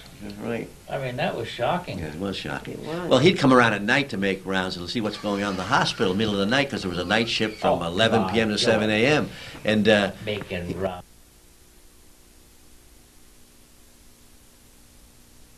come to see how the hospital was working. No. And he'd go up to a nurse and what is your name and what is your name? And he finally decided, and this was a very interesting thing, he said, we're going to get name tags. Everyone's going to get a name tag. And that's what started putting little name tags on everybody. So doctors wear them now. Everyone wears them so that if a patient can know the name of the nurse. We didn't have name tags in those days, but that was one of his innovations. He was quite an interesting fellow. He knew where every Band-Aid was in his hospital, and he really was quite instrumental in building this place up from what it was. But it was a beautiful. But it was smoke anywhere in the hospital. That's right. And they had little metal ashtrays, at all the nurses' stations for anybody who wanted to use them. Well, the girls at night, all the patients were asleep, and they would sit around doing their charting and whatnot, smoking. Well, Howard's story goes that Howard came around one night. I'm not paying you people to sit around and smoke. Get up and do some nursing. That was the end of the smoking, huh? Boy, I'm glad you mentioned that. It sure is different now. Oh, yeah. Can't even find a restaurant hardly with smoking in it. That's correct. Well, nurses were always under a lot of stress. We doctors pushed them pretty hard. So to relax, they would always go out in their little rooms and smoke. My wife was a heavy smoker. She was a nurse here for almost 20 years, and she finally gave it up. But smoking was one of their releases because it was just they're under a lot of stress too. Let's lay it on the line here. When I first started smoking, there were advertisements for certain brands of cigarettes that were endorsed by doctors, and there were ads and commercials on the radio and in magazines that said how many cigarettes you would smoke before, during, and after a meal for proper digestion. And we have changed our tune a little bit through the years. I had a patient years ago that came in and said a local physician, this patient had asthma, back before we had a whole lot of medicines for asthma, and he told the patient, smoke more cigarettes, your asthma will get better. I hope it made perfect sense to somebody. And that's the antithesis of what we're preaching today. We're talking about nurses. They are the backbone of the hospital by all means. And I've always thought that I could rely on the nurses to give me straight information and tell me about the patient and make my life a lot easier, right from internship on up. I've always felt you got to listen to the nurses. A lot of doctors come in and look at nurses as saying, well, they're there, and if they tell me something, I'm going to do different. But they're well-trained, and they work hard, and they know their business. Does anybody know what some of that equipment is that we're looking at? Does anything look familiar? There's like sterilizers there. I think they're sterilizing equipment, I think, at the old-fashioned pressure cooker type of thing where they put instruments. They're cleaning instruments. In the old days, see, today everything is disposable. Disposable needles and syringes. Back in those days, you had glass syringes and needles that would get barbed. If you used a needle for an intravenous or something, they would get a barb on it, so you'd have to take the needle and take a little file and file the barbed end off the needle, because you had to use these things again over and over. Today, it's everything is disposable, even surgeons. I think we have plastic surgeons now, disposable. Is that Dr. Schiff? Anybody know Dr. Schiff? Leo Schiff. It might be Leo. I think that's Leo Schiff, yeah. Right. Leonard was his son, right? Leonard was the son. Yeah. There's a laboratory test being done. She's drawing blood, sucking it up, and putting it into a And from the finger, pipette, you know. right from the finger, a little needle. There you stick. go, Gary. We used to do that in our lab. Right. The lab is so different today, huh?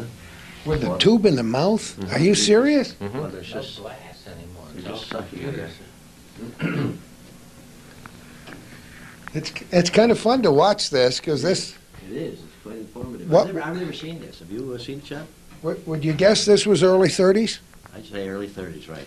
Exactly. The old vehicles in it make it in the 20s. I saw a couple of old trucks go by, and they're in the 20s, so I think it was... I mean, people didn't late have used 20s. cars back in those days? Yeah, they be. did. Sure they did. You can see the two different kinds of caps, the little round organdy one with the ribbon around it, and then the wing caps Uh-huh. from maybe Well, Dr. Jim Two Reardon, different we didn't schools. mention Jim, but Jim had a lot to do with the nursing program. He was very, very responsible for the training of nurses when I got here, anyway, in '61. He very, very dedicated to the School of Nursing, and then they went. That was a 3-year school in those days, a 3-year school. And then, of course, the Plattsburgh State University, the normal school is now a university. They went to a 4-year bachelor's program, so the girl would get a degree, and then we now have a 2-year program that nurses can get trained in 2 years now at Clinton Community College. And they're compressing a lot of knowledge in those 2 years. And I have a daughter-in-law who's going to training, and she's finding it very difficult. But it's what you learn after you know it all that counts, you know, and it's the experience that you get when you get out. So the experience... Can we quote you on that, George? You can. Well, it's true, I because... learned a lot after I knew it all, I guarantee that. That's Remember right. the old Samuel Clemens quote? You think that was you, that little baby, John? That's what Al says. I think that was- I don't know if Al was around at that time or not, but What year were you born? 1933. Could be. This guy, huh? Give to him. Yeah, I don't know. There's some of the construction upstairs. That's upstairs in the That's boardroom. the- that's the That's the boardroom. boardroom. That's the With boardroom. the fireplace The and... pillars. We didn't the mention the pillars and- pillars. oh, yeah, yeah. I Amazing. think this is great to show our viewers, because who would ever dream that a room like that would be in the bowels of this Well, that was prestigious upstairs. institution? That was up on the 7th floor. Seventh Yeah. floor, That was yeah. upstairs. I think all that wood was mahogany. Right, Yeah. But they had double doors on all the rooms. They had a big mahogany outer door and also a mahogany inner door Right, they did. for They did. for quiet and privacy. Very far-reaching in their thinking Yeah. and their construction, the architecture. All patients had private rooms. Look at the radiators. All right. Yeah, the old radiators. Everybody in this room remembers radiators, huh? Yeah. Well, we've still got those in our I house. think We still have them in our house. Do you? Yeah. if you look at the window, you see there are double windows. They didn't have thermopane windows in those days, so they simply had two windows, similar windows, one on the outside, one on the inside for insulation purposes. That's why we had to put those storm windows up every fall in our houses, right? Exactly right. Oh my. The beds were far different in those days. Probably not electric, but crank beds, right? Nurses worked 12-hour shifts in those days. You only had 2 shifts of nurses instead of an 8-hour shift. They worked long hours, Prices were very low, as John said. And even in the hospital, it didn't cost very much to be a patient here. When I came to town, Bob Feinberg and my father-in-law, Mr. Angelos, negotiated a deal with Jack McHattie. Does that name ring a bell? So we bought the house from Jack McHattie. Jack had come up here with a broken hip, and he spent the rest of his days up here because he could afford it. It didn't cost him very much. He had private nurses around the clock, and he was in a room down the end, and he sort of stayed here. Then his wife was down at the house on 96 Court Street. She got ill, and they took her to a nursing home. They asked Jack, what should we do with your wife? Take her to a nursing home. And that's why the building became available, and we sold. Dr. Anderson and I bought that, 96 Court Street, and it's been remodeled, and Dr.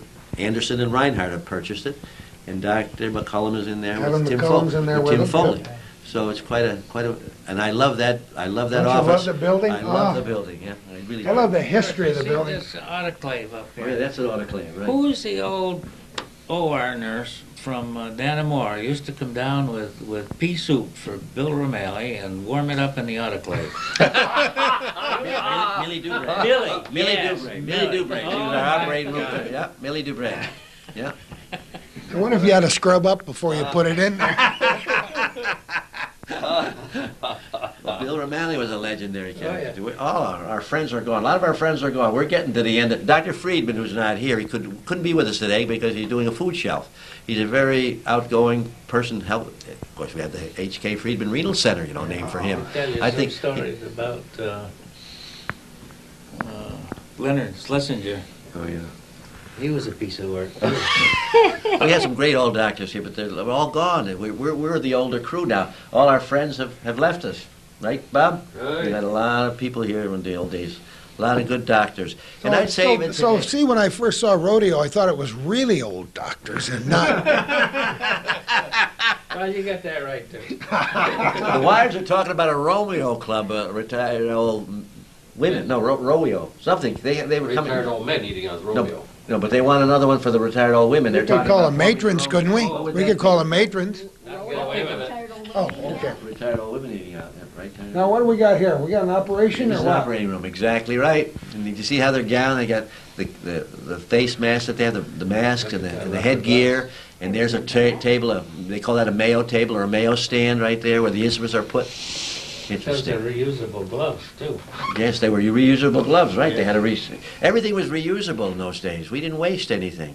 I'm a product of the Depression, like you are probably, Gordy. Yeah. Today I see so much waste in this country. It hurts me a little bit. There's the telescopic device that could be used to administer the saline solution. Right. Yeah.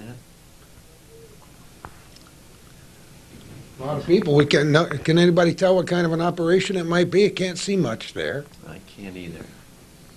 I don't see the patient. Maybe it was probably because of But confidentiality. what we should mention is the equipment was state of the art for the time. Yes, it was. Sure. Yes, it was.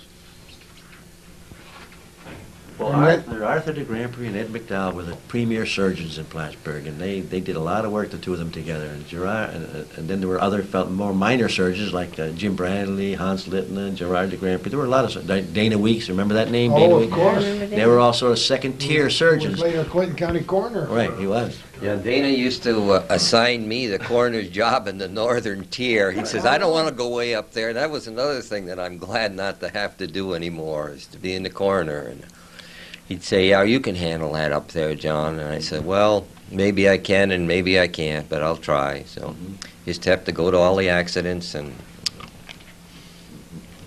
A story about Dana that Dean told me. I don't know how true it is, because with Dean you never really know. But the story went that Dana went up to attend a patient out of town. Get in there, and there was the widow being consoled, not very successfully, by the parish priest, and there was the victim, lying on the floor with a shotgun lying beside him, and his shoe off, and his bare toe sticking out, the back of his head blown off. Well, that was a pretty tragic thing in and of itself, but this hard-nosed priest was trying to explain to the poor widow that since it was a suicide, he wouldn't be able to be buried in consecrated ground. Right. So that's kind of adding insult to injury. Well, it didn't take Dana very long to size up this whole situation. And he said, it's obvious he was, cleaning his gun and it went off accidentally. And that death was signed out as an accidental death, and he got his proper burial. That's right. What would this be? Cafeteria? No, that's still up at the boardroom again, I Oh, think. yeah. And There's the fireplace. And that's the fireplace, and then the table is there, the big boardroom table with the chairs. We'd have meetings up What there. became of these long tables? I don't know. They kicked around here for a while. We did. That's still the boardroom. Mm-hmm. Look at those light fixtures, aren't they? Remember those leather benches? They went around the whole periphery Leather benches all the way around of the periphery. building, yeah. Right. Yeah. Mhm. Beautiful construction. When I came to town, Dr. Rolson was chief of staff here, and he was That the would be radiologist. Ira. Ira Rolson, right. And, I was quite impressed when I came to Physicians Hospital and I saw all these mahogany doors entering the diagnostic rooms and so forth. And once I came to work on Saturday, I came here and I saw Ira in knickers. And he was smoking a cigarette with a cigarette holder, like FDR did. Quite an impressive person. With nigger. He helped me out once. So I had a case. I was a new young surgeon here, and I was a junior man. So there was a head injury. Hit at a railroad crossing, had a serious head injury. And they brought him to the emergency room, and I was on call, and I was new here. So when we operated, we had to have a senior surgeon with us. Even though we had our boards, we needed a senior surgeon. So anyway, this fellow had one dilated pupil. He had a middle meningeal hemorrhage. And I called Dr. Olson. I said, I don't think we can get this fellow to Burlington. I've got to operate him. You take him right to the operating room. And I did a burr hole and emptied some of the blood and tied off the vessel. Then we had to send him on to Burlington. Well, I heard about that from the chief of surgery, who happened to be Jim Bradley at the time. Just a minute, he said, you didn't call an assistant to come in and help you? I said, I actually had called Pete Donaghy, too, over in Burlington, and he said, you'll never get him here. So I needed he was going to report me at the next surgical staff meeting. I was going to get my comeuppance, So I said, geez, I better find out. And Ira Rolson came to my rescue, as did Dr. Donaghy. He said, don't you worry, you did the right thing. It was an emergency. You didn't have time to call anybody else. And Jim, it all blew over. Jim never brought it up. He knew this was all going to happen, and he let me off the hook. But even though we were trained, well-trained, we still had to have our senior mentors do our assisting and be there in the operating. They had to watch you for several years and make sure that you had the goods, right, John? To be able to do the surgery. And that was good, even though they may not have had the training we had, but that didn't matter. They had the experience that we didn't have. I have to tell you a story about Ira.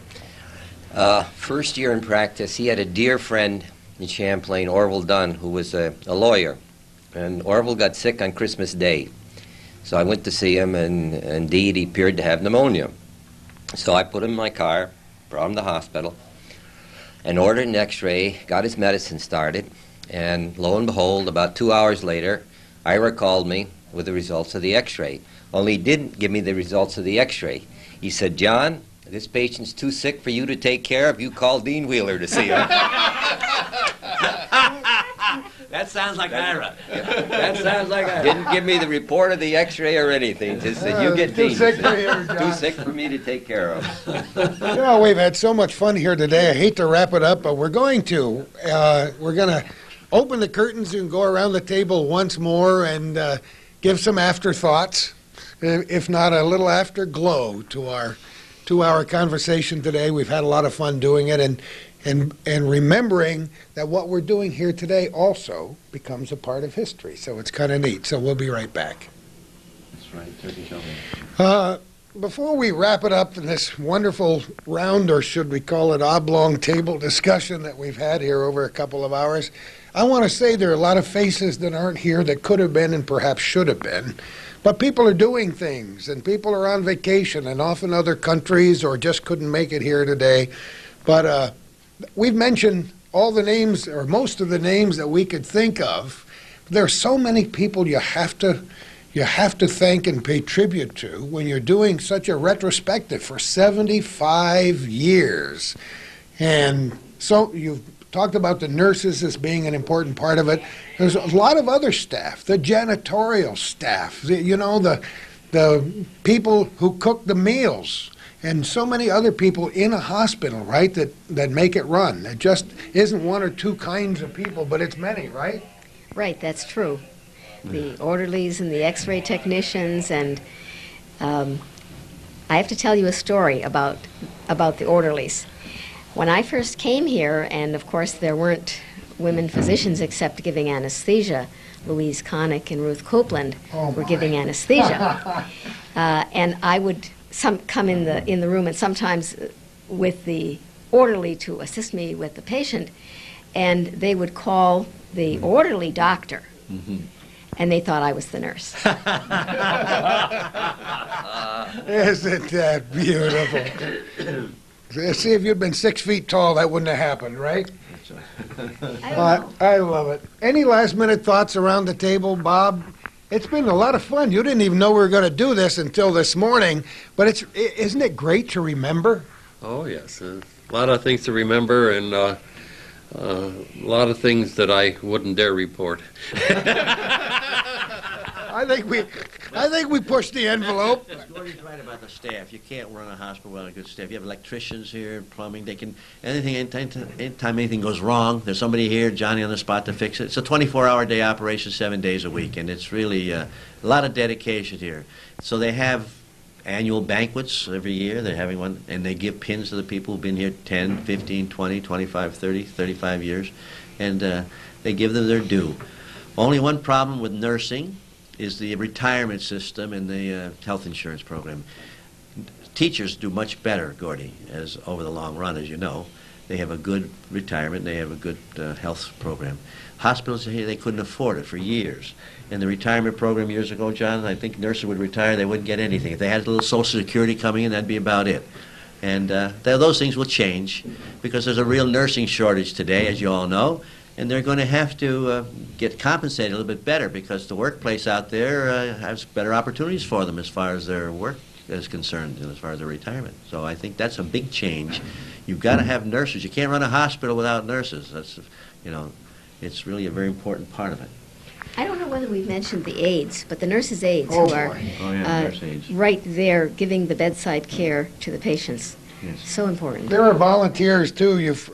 Anyone watching this has heard the phrase candy stripers. Yes. We've had an auxiliary here that's been active for many, many years. It's part of this great timeline that Stan Ransom gave us.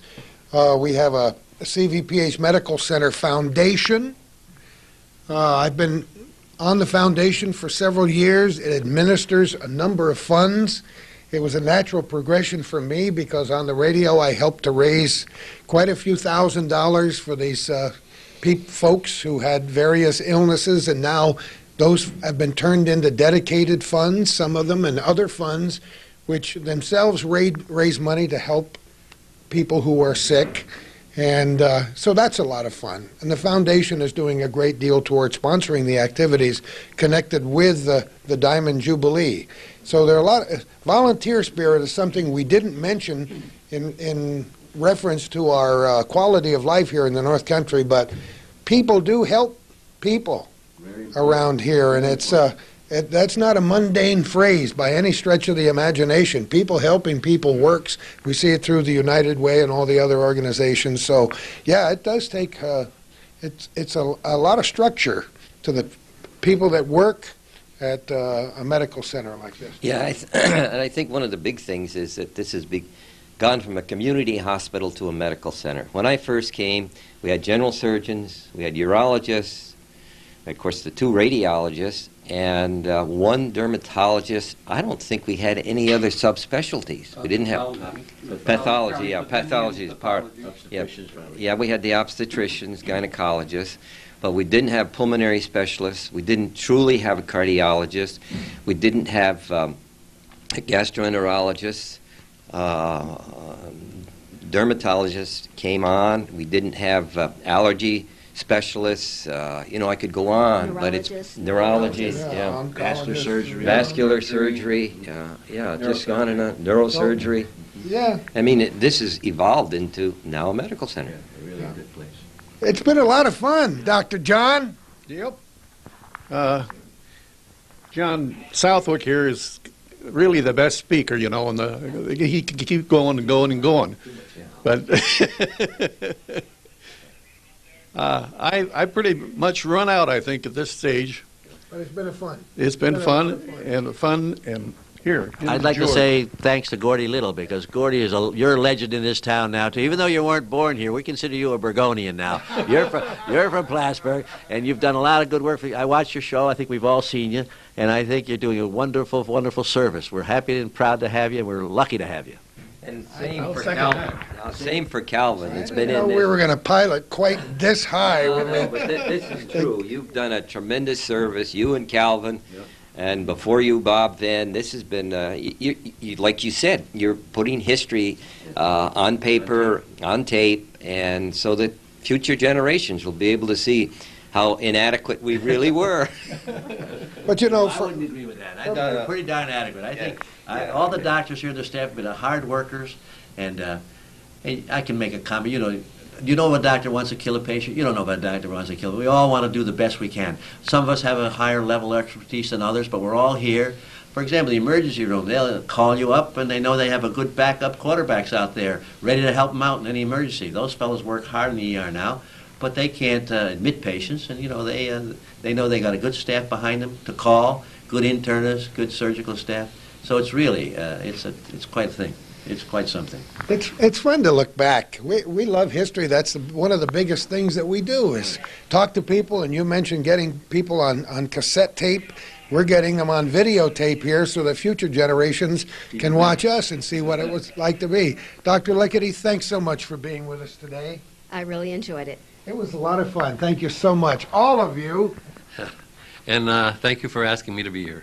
Now, if I had Bob Hope's talent, I would sing thanks for the memories. And I would have invited Jack Benny here to just give us a little humoresque on the violin. But those people, except for Bob Hope, he's still around. He could probably come in here and do it for us. Thank you all for being here. We look forward to all the other folks we're going to interview, and hopefully we'll take a little tour upstairs and see what's left of that old theater and parts of the boardroom, and I don't know what might be left. They're gone. Well, They're all gone. There are still ways you can look at certain parts of the rooms that were up there, I think. Somebody told me that. Right? Well, if I have to knock a wall out, I'm going to do it. I'll run interference for Calvin. Again, thanks for Calvin and the late Bob Venn, as you mentioned. Without Calvin and the late Bob Venn, I wouldn't be here. He recorded over 500 similar programs, and we've only done a couple hundred. You're getting there. And who knows where we're going to be next time for our little corner.